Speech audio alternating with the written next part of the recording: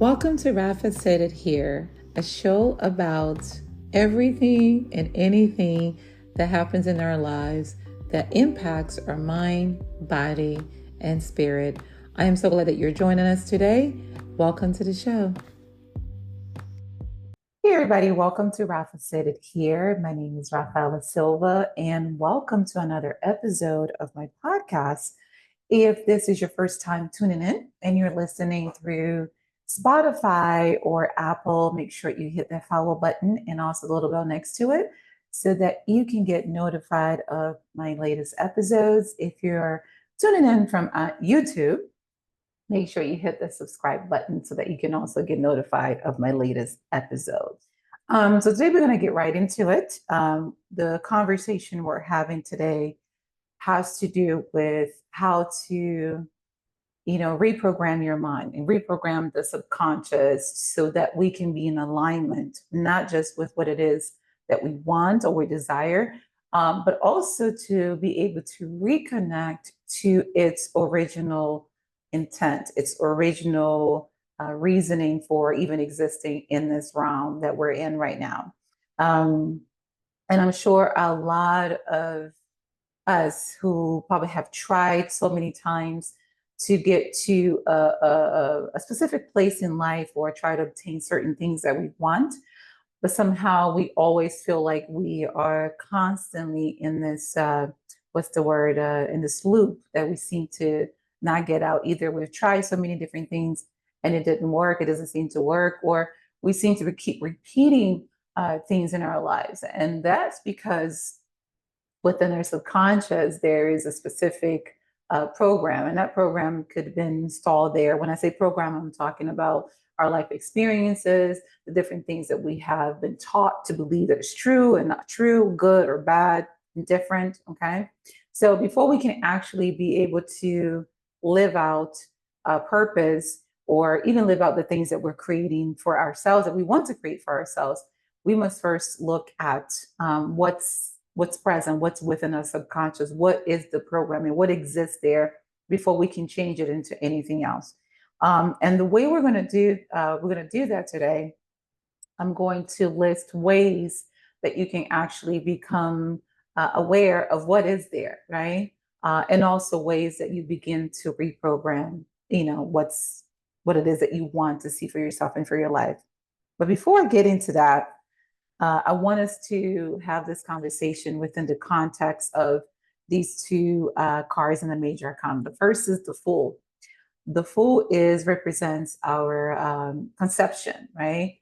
Before we came to this earth, we agreed to come, and the conception of who we are starts here, and everything starts as zero. So we're gonna be talking about that, but I wanted us to kind of be mindful as when I get into that conversation that we're focusing on this particular card. So if you see, he's on top of a cliff, carrying very little with him or her or day, and they're ready for this adventure. They're ready to take on what this is. However, when we get to the Magician card, you're seeing this is our personalities. This is where we get to create our experiences, what it is, what values we're going to go through, and what it is that we're going to do. And so I want us to remember these two cards because I'm going to reference it again, reference them again in our conversation. So as I mentioned in the beginning, a lot of us want to change our lives, but no matter how much you try, no matter how much what it is that you try to do, it seems as though things just kind of stays the same, right? If you're from my time period, I can even say my time period. Maybe this still exists. Maybe this is a question that still comes up when you're buying a new computer. So, back in the 90s, late 80s, early 90s, maybe 90s. I'm not 80s, but 90s. I remember when we got our first computer. The first thing that we ask is, what programs does it come with, right? What are the programs that are already installed? Like every computer that we buy these days, maybe we don't call them programs anymore, maybe we call them apps, right? But there's some things that already are pre-installed so that it can function a specific way. And back then, if we wanted our computers to have a specific programs, two things would happen. We would have to either see if it's compatible, if that information is compatible for that computer, or how much memory will it take for us to install that new program. So if we wanted to install specific programs, we had to remove some of the ones that were there that are no longer really, things that we might not want to do. Like one program that I never use is page. Well, have I used Pages in my computer? I don't know, but there's certain things in my computer that it came with it, and I never used it because I never really had any use for it. Right? It's just there. It's just sitting there. But let's say, for example, if I wanted to replace it with something and my computer requires that I need a space, I need to get rid of it, right? To put more in a simpler form, let's say you have a couch in your house and you want a new couch to bring a new couch in. And if you want to place the new couch in the specific space where the old couch is, you have to get rid of that couch, right? You got to remove it from that space. So in the same way, that when we begin to look at our lives and we begin to say, gosh, I've tried so many ways. I try to be positive, I try to meditate, I try to do so many things, but it just doesn't seem to be working the way that I wanted to go. I'm not going anywhere. I feel like I'm stuck, right? And that's because we're trying to override an existing program that we have no idea, not even sometimes, of what it is. So sometimes we're trying to do something, we don't know what could be what we're missing, or what is our blind spot. Are we missing anything? And it could be as simple as it could be as simple as, well, maybe that's not the direction that I need to go. Or maybe I need to be going another direction. Maybe I've been called to do something else or be something else, right? So that's what we're going to do. We're going to become familiar with one, how to identify what that could be, tools that we can use to familiarize ourselves with what's the existing program that we're carrying within our subconscious mind. Okay. And again, we are at this space. Okay. I'm sorry, I'm gonna take that back. We are at this space. We are at the magician's space, because this is what the things that have been programmed, created, and we need to go back to the space where everything begun, which is, the conception of who we are. Okay, so one way to become familiar or develop that self-awareness is to do some reflective practices. One of them that I love a lot, and I mention this all the time, is journaling. Journaling, writing about your thoughts, your feelings, your experience.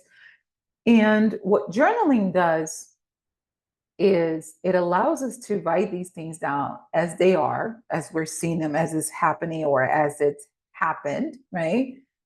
Because it allows us to look at it and read it from a space outside of ourselves. Because sometimes when there's a lot of things going on in our minds, a lot of noise, a lot of chatter, we're not really able to analyze things in a proper way. So when we get it out of us, we get it out of our minds, we're able to then look at it and analyze and look from a different perspective, from a different lens. Okay. It's almost like we're reading a script now.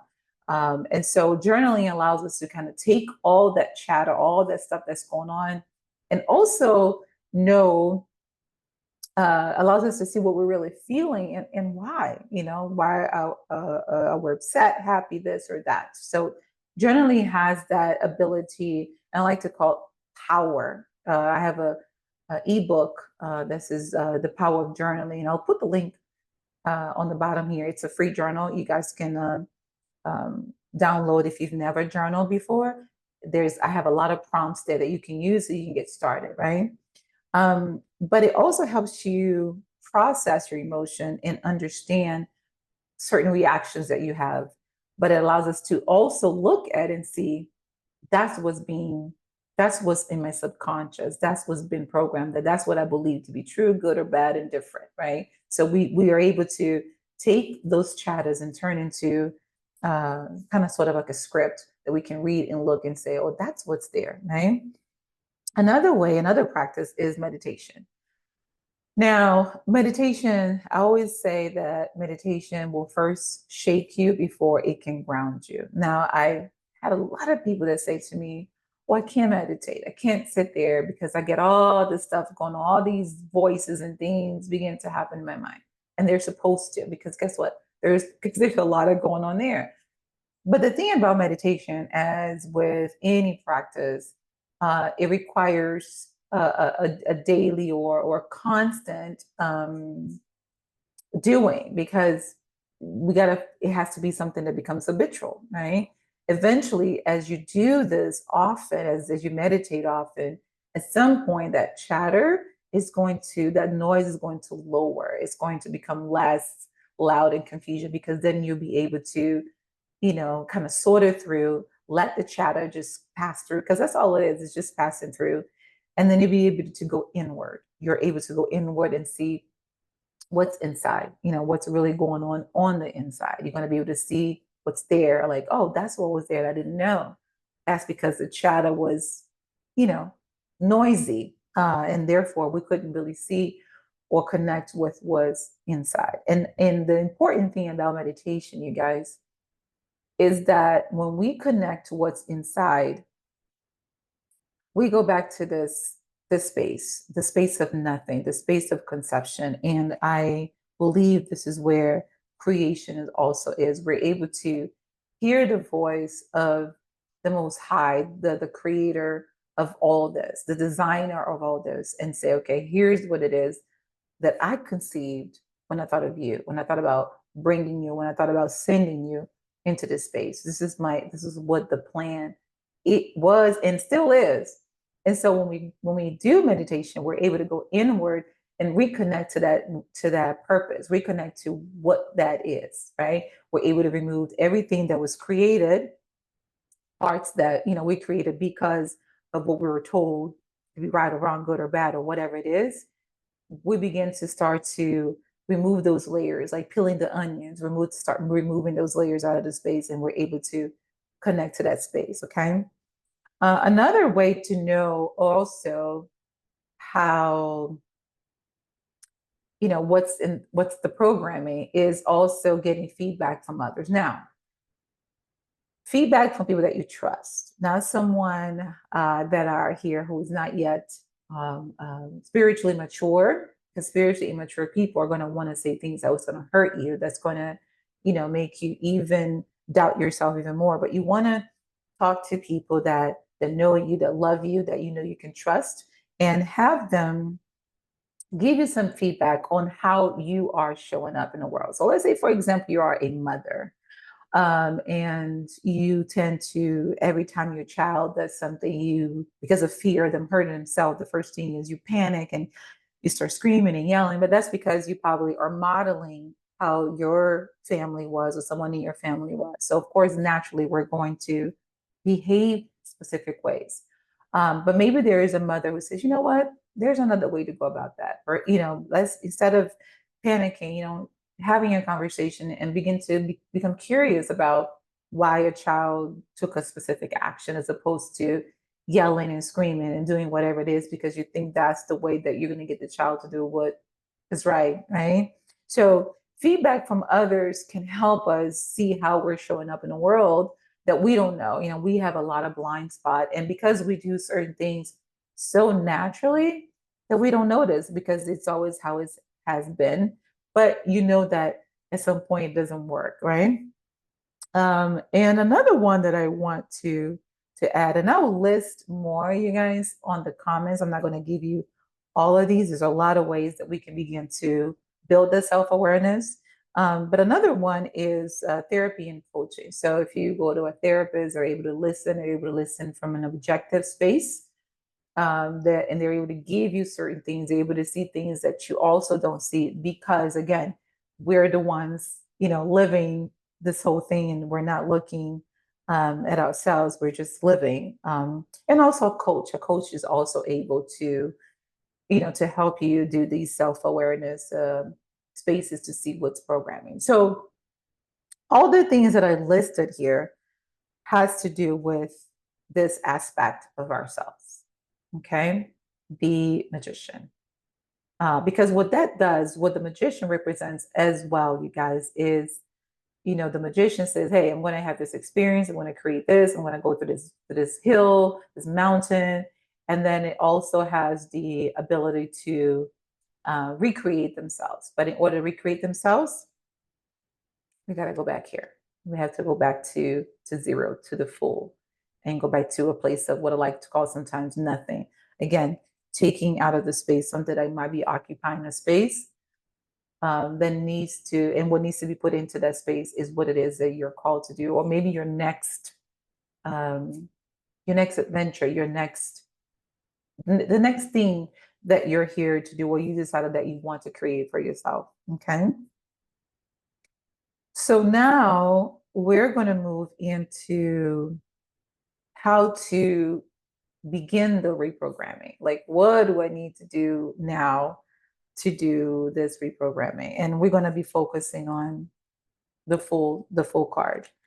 So what I thought it was cool as I began to think about how do we reprogram ourselves? Like, what do we need to do? I always talk about in my coaching sessions that before I can help you be able to give you what it is that I think will help you go in the direction that you want to go, or produce the things that you want to produce, I first have to understand what's there, what's present, right?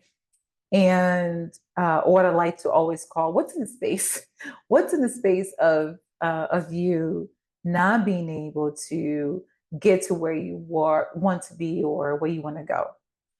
So as I thought about that, I said, how would that work in the subconscious mind? So one of the things that I've learned, that when we learn, like everything that we know, or what I like to call, I'm going to continue to use the word programming, happen between the ages of 0 and 7. So this is the age that our brains is on theta waves, right? It's in that space. And that space also, it happens right before we go to sleep, right? Before we get a lot into it, when I went to look up the word theta, and this is what I found, I thought it was really cool and interesting. It says that the letter theta is from an ancient Greek where they understood the power of energy before Christ.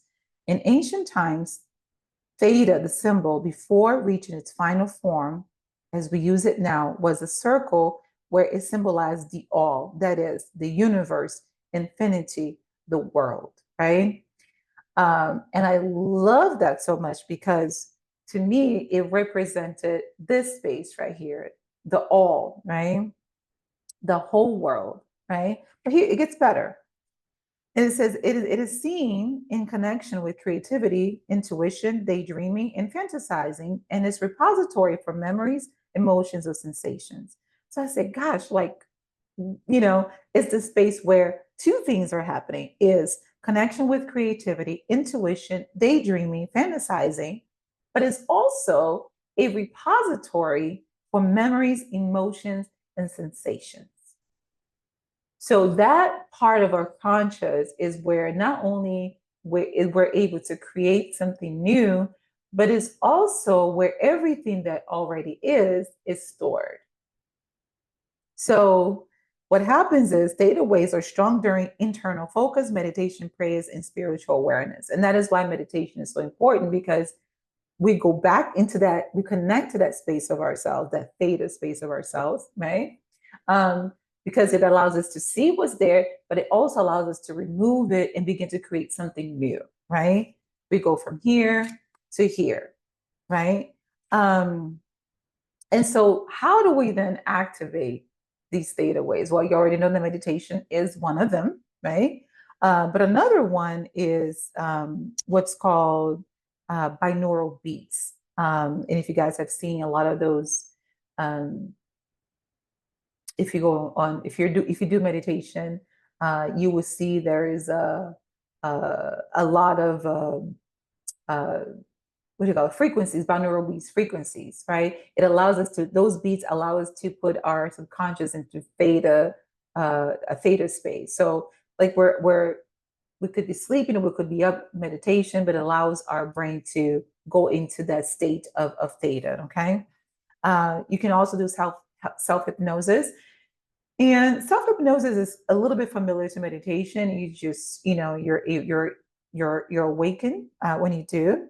But what self-hypnosis does, it adds imagery to the process of meditation. So you sit down, you do breathing, you begin to, shut down the chatters. You begin to focus on your breath. But then you begin to imagine. You begin to create these scenes. Within your mind, you could be thinking about a metal or a place of calmness, right? So again, it begins the whole reprogramming process because it allows your subconscious to go into the theta mode. Okay. Another one is, and I'll add again all the list of all them all on the bottom, is lucid dreaming. Now, lucid dreaming could be achieved in several ways. One of the ways that I usually normally do before going to bed is I tell myself that I want to be able to remember my dreams. I want to be able to remember what it is. I'm telling my subconscious before I go to bed, like, I want to remember my dreams.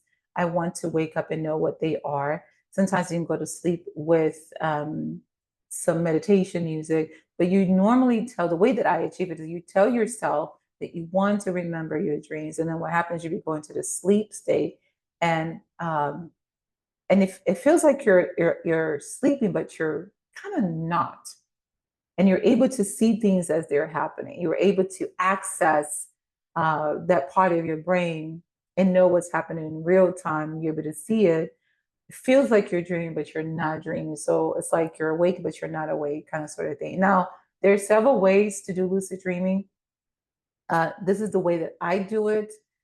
There are some people that sometimes drink certain teas or this other rituals in order to get into the state of lucid dreaming. It's a very personal thing, and one size does not fit all.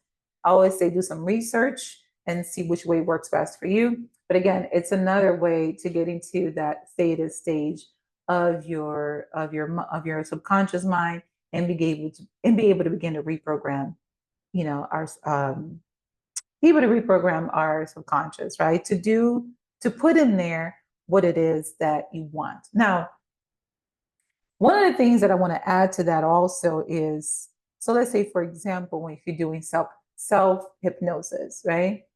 Or if you're, another way that you can also achieve theta, that theta state of mind, is also right before you go to bed. So let's say, for example, you're about to go to sleep. Before you go into REM sleep, which is delta, your brain goes into the theta state. So what happens is, another way to, and I think I moved to my head, another way to get to that space of theta is right before you go to bed, put some earphones on. And what you're listening to, what you go to bed listening to, is maybe something that you want to achieve, like whatever that is, whatever area of your life. So you're listening to that as you go to bed. And what happens is when your brain goes into the theta state, then all the things that you're listening to, it's what's getting reprogrammed.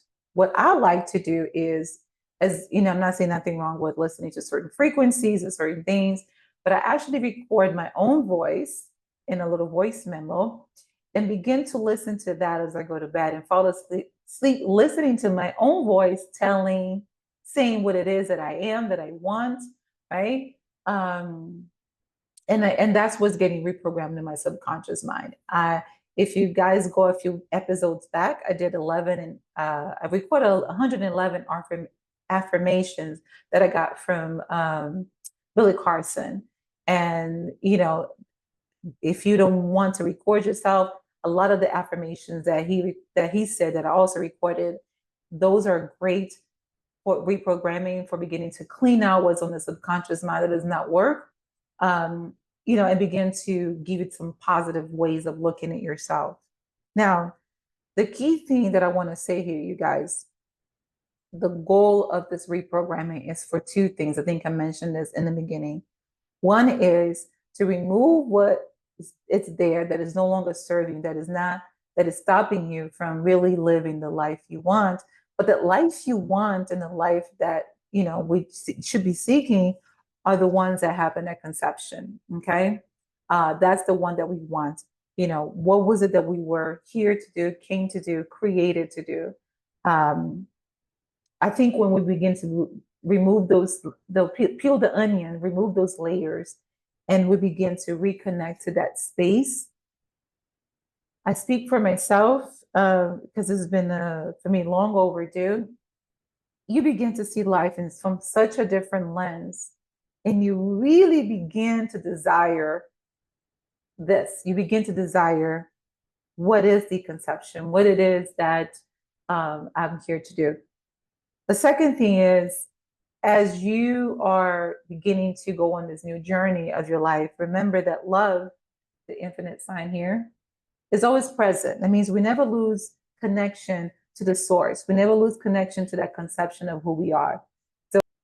So remember that as you begin to go on your journey of discovery, journey of reprogramming the subconscious mind, that